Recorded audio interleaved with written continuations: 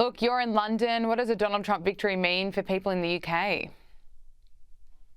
I think many people in the UK feel that Trump would be very good for the UK.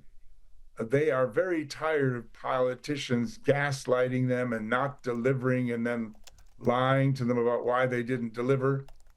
And we certainly, only 20% of Britons voted for Labour, but they got in because, a lot of people didn't vote.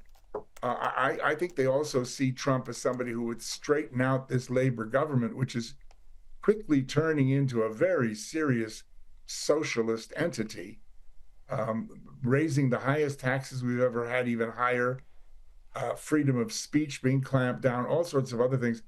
I think they see Trump as straightening these people out. He wouldn't be afraid to stick his nose in. So I think uh, many Brits don't like him because he's too American, too loud, too aggressive, too assertive, too blah blah blah.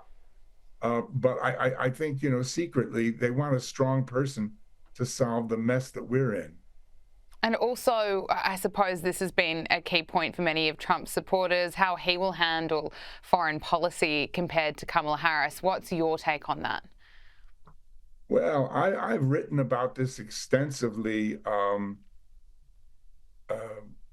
I I just can't picture Ms. Harris sitting down with Putin or Xi or anybody who's going to be aggressive with her. What's she going to do? Start cackling and throwing out word salad and be tough and threaten?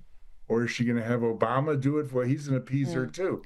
I mean, the foreign policy is going to be totally different. But on this exit poll I referred to, for the Democrats, foreign policy is, I think, the lowest percentage of interest to them.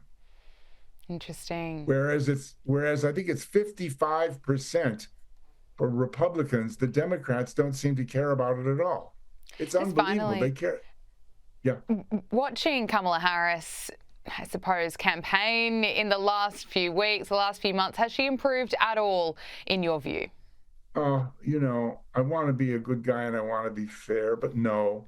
I mean, I'm still not swayed or convinced, and she's just not presidential, and I don't think she will protect and defend the United States and the rest of the free world, certainly not in the way that Trump would do.